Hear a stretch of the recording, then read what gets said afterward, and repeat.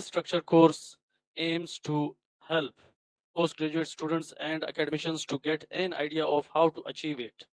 Thus, the main objective of this structure course are to share ideas and strategies for writing high impact publications, to advise students on how to tackle issues they may likely encounter during or before publications. Now, let us welcome our speaker, Professor Dr. Chiu Tin Lee, to enlighten us with the strategies on getting your work published, convincing the reviewers, and editorial.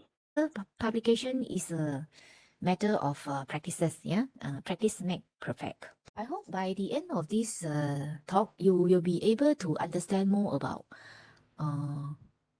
journal citation ranking, how to enhance your visibility, yeah, how to get your work published, and most importantly, also cited by other researchers so that you can enhance your reputation and visibility, yeah. Especially if you plan to become a academicians upon graduation of your master or PhD. These are the journeys that you are looking forward. Yeah, how to publish in high impact journals, how to become a reviewer, and going into editorial board. Yeah, so convincing the reviewer and editor. Yeah, at the end, if you decided to join the academic world, becoming an reviewer and editors can also help you to get your paper published as well. And at the end, we will go through some tips on how to publish in high quality journals. At a glance, these are the four major things that you can enhance your research profile. Number one, of course, you publish a lot of paper captured by a range of the platforms such as Google Scholar, ResearchGate, and Publons, to name a few. Of course, there are more. Number two is you become a reviewer. Then people can find you from the database, including the Publon system. Number three, you have a high citations that is also visible through this platform. Later on, I will show you. Number four, of course, after you have reviewed a lot of paper, and you get to know some of the editors, then you can become an editorial board member. Okay, so these are among the four major criteria or pathway you can enhance your research profile. If you really aim to go into academic life, you can already start planning, even though you are just a master or PhD student, in which you can also become a reviewer. So, if you have not have your Google Scholar, I strongly encourage you to create a account where your paper will be collected in this database. You can check your paper from the newest year, 2023, to the oldest year, or you can click on the sidebar. You can have the highest cited paper listed to the least cited paper, and over here they will count your H index and how many citations you have received over the years. Yeah, so in that way you can use it as an indicator to track your publication record. So yeah. Number two, you become a reviewer. Yeah? This is the sign where you recognize as an expert. This will help you greatly to polish your paper checking skill, and you have the privilege to look at the current trend of research, what kind of the scope are of the latest trend. Yeah, to become a reviewer, you have the privilege to check many of the paper of current trend. Yeah, and if you are recognized as a reviewer, it can also shows that you are the expert in the area. So this is, you have to go to conference and be more sensitive of any plenary speakers who are the editors of any good journals. You can try to talk to them and get to know them. Yeah. Then your work will be cited. Okay. Secondly, is about the citations. Citations is, in journals, right, you have all these 1 to 3, 4. This is a numbering citation system. So this is a conference, yeah. How we become active reviewers, we get to know editors, we go to conferences, yeah. So this is a conference I run since 2015. Usually we will have a couple of Q1 journals and Scopus Index. So when we talk about publishing in high quality journals, we must have a high quality paper. If we want to target for Q1 and Q2 paper, yeah, the most important is the novelty of the study and also the gap of the study. Students often misunderstood. They thought that in the introductions, they put so much of the knowledge there. as if they want to let the reader knows what they know, what the author know. But actually, to get the paper published or accepted, it is not to tell people how much knowledge you know. It is not important. Yeah? The important is to highlight the gap.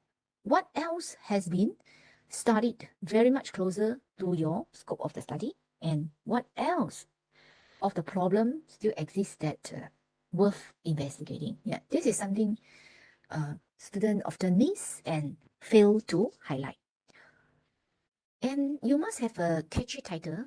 Yeah, a winning title is so important. If a title looks general and the editor feels that many researchers have already studied, they cannot see the novelty from the title, they will have a perception that this paper is not good enough. Okay, so title, it cannot be too long, but yet it has to be specific enough. So this is quite tricky.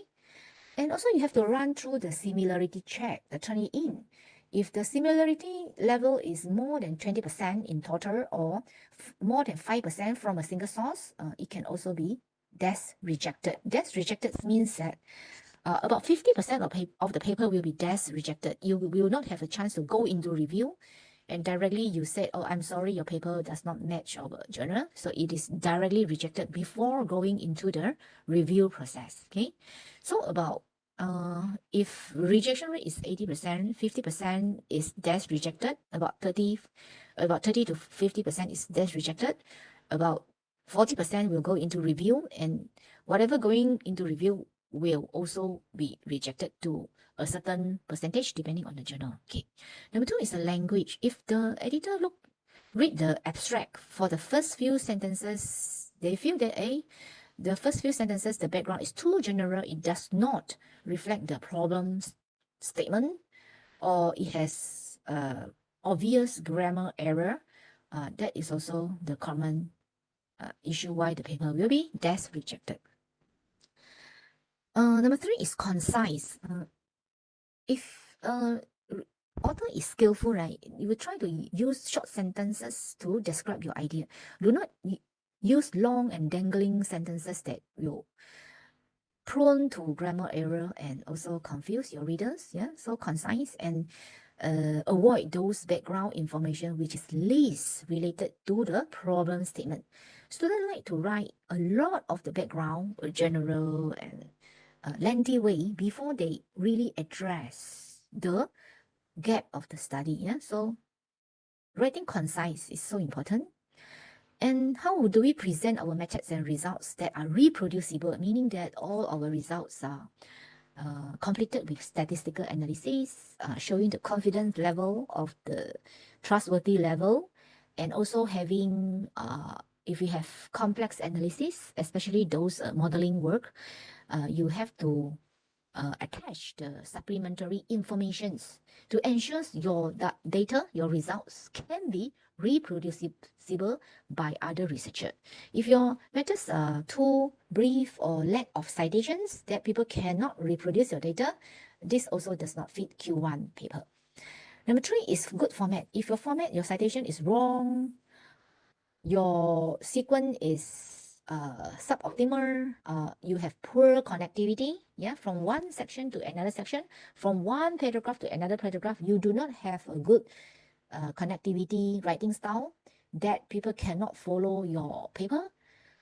This will jeopardize your logical flow of your paper. This is also the reason why the reviewer will give you rejections. Title, you must have a catching and interesting title which will importantly reflect the gap of the study, and then also reflect somehow of new knowledge that will be contributed, or whether some new methods are introduced, or it has reflection of the new advanced concept. Yeah, so this is what I say, a catchy title is very important. And then whether your introductions have reasonable scopes. Is it too many scope, or is are the scope clear, or too little scopes, or is your keywords reflect the novelty and answering the research questions? Yeah. Okay. You look at the title. Yeah, title has to be concise, having important keywords and avoid redundant words. So this red color is what I so call as redundant words. Yeah, if you take away all these red words, it can still give you the same information. For example, you don't have to say it's systematic because review itself is already systematic. You can just say a review of household food waste practices and their policy implications. Yeah, or a review to develop sustainable business model archetypes. Yeah, to me, this is still rather general because I do not know what kind of the model archetypes that are being highlighted. This one, number 3, I also consider it as quite general. For example, environmental impact. What kind of environmental impact? Yeah, if it can be a little bit specified, for example, greenhouse gas assessment or life cycle assessment or inventory. Yeah, so this can be a little bit refined. However, if the environmental impact involve a wide range of methods, then this can be accepted. Okay, let us talk about abstract. Abstract is so important to avoid death rejection by the editor. What has been done for W1H? What is the issue? The problem statement that you have to do this and using the problem statement to highlight your novelty of the study. What was done? This is so important. This is what has been done so closely related to your study. There is still that little things that so important, but people has not done. How was it done? Yeah, how was it done? This is like chapter 3. Yeah? Basically, it is like this is your introduction, you know, and then this is also introduction. But after introduction, you go into the method, yeah, and then your this one the result and discussion, yeah, result and discussion. This is your conclusion. Yeah, conclusion. So basically, so you can see that introduction is so important. You know, sometimes when the editor wanted to decide whether they want to reject this paper directly, when they look at the title, they say, okay, I like this title. This title is quite catchy. And then from the abstract, they read. If they're still not so convinced, the last chance they want to decide go to review or reject, they will finally read your introduction, because at the end of your introductions, you must clearly write what has been done and what still has not been done, yeah, to tell the gap. Then they will decide this paper can go into review or not. Yeah, usually editor, they will not read method and result and discussion. Of course, reviewer will read. Okay, reviewer will read the whole thing, but I cannot tell you more how introduction is so important. So equally important, a part of the abstract is the keywords and highlights. Yeah, keywords must be aligned with your abstract. If you have your title have a lot of attractive keywords, but you didn't put it in your keywords, or if you have the keywords listed, however, they do not appear in your abstract. So this will also raise the issue why you put the keyword, however, they do not appear in your abstract, okay, nor in your highlights. So providing about 4 to 5 highlight points are so crucial to help your editor to convince your editor whether your paper has attractive outcome that worth go into review. Yeah. So I repeat again: title, keywords, abstract, highlights. These are the 4 major things that will convince your editor. If you do not convince your editors, if you get your rejections, then the paper do not have a chance to go into review. So this highlight should be specific. Yeah, specific enough. Avoid like a hand waving general statement in your highlight. And the highlight point must be arranged from one point to another. It should have a good logical flow. Usually the first point is a problem statement. The second point, the major some novelty of your method. Number 3, number 4, number 5 is a major outcome. Okay. And you should avoid the uncommon abbreviation, because the reader may not have enough of time to find out what are these UME, ABC, all the uncommon abbreviation that they have to go and search read your paper. They don't have the time to read your paper. Yeah, so you avoid the abbreviation, the short form in your highlight point. And it has to be less than 85 characters, including the spaces. Each of them end with a full stop. I would say a lot of the author fail to write their 5 point in a good logical flow. Often they will just write like objective without having the major outcome or without the specific outcome. They write like a general outcome that the editor are not sure. Editors are not sure whether this is a significant contribution. So this is a recap of the importance of introductions, yeah, gap, objective, and expected outcome. You can roughly write at the end of the section 1 introductions. So in the methods, you must specify your data source for review, yeah, whether you need to have a sound strategy to frame to identify your keywords, have sufficient number of study being screened. You need to have statistical analysis on your meta-analysis and tell your limitations and how you finally zoom to your gap and frame your questions. You should have your theoretical framework and so on. So in your discussions, you must link all the research finding that you have already stated, all the gap you have stated in the introduction, you must link them in your discussion from one topic to another. You need to have them in a good logical flow. Preferably, you enhance the readability by presenting the data, summarize them in the table of figures.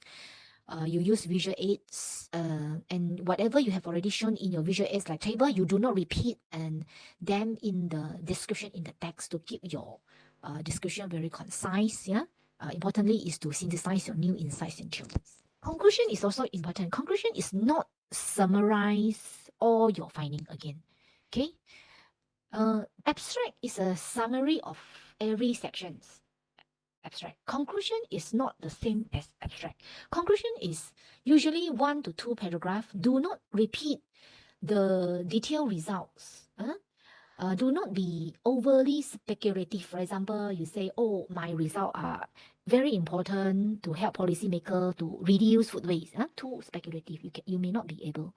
Also, you don't have to overemphasize the impact of the study. Yeah, you just have to avoid any statement which is not being studied in detail. Yeah, you just have to answer your gap and the novelty of the study in a very concise manner, and in 1 or 2 sentences, yeah, answering the gap and novelty, what have been solved. And then another sentence is the important and implication of the finding. And then another sentence, way forward. Yeah, that's all. Okay. Acknowledgement, you have to be very careful nowadays that the exact grant number, for example, from FRGS, the fundamental grant, the full term must be written correctly. Otherwise, the paper will not be answering the KPI of your supervisor's grant. Yeah. And some tips on the references, you have to use journals, literature source from a well-known journals and avoid gray literature. For example, you write, this is from what report that is not published or in some other article not in English or unpublished observations, yeah. And it's a manuscript that has not yet been accepted, yeah. Or avoid too much of the paper from your group or from yourself, yeah. The excessive self-citation, any self-citation more than 5% may be blacklisted. Not just the paper will be blacklisted, but your supervisor, your corresponding author, or yourself may also be blacklisted. Yeah, so be very careful on self-citations, strictly below 3 or 5%. Okay. Final check, you must read the guide for the authors. Yeah, if you send a paper you do not really read, you don't care the citation format is by numbering or by author, yeah, then the paper will be written. Thank you for your attention, and we can take some questions. Thank you, Professor Dr. Chiu Tin Lee, for this informative session, and we are deeply thankful. I sincerely hope the insights shared by Professor will spark everyone to reach greater heights in their future career as researcher and academicians. Thank you, UTM SPS, for their collaboration and FCEE for their hard work to make this structured course a successful program.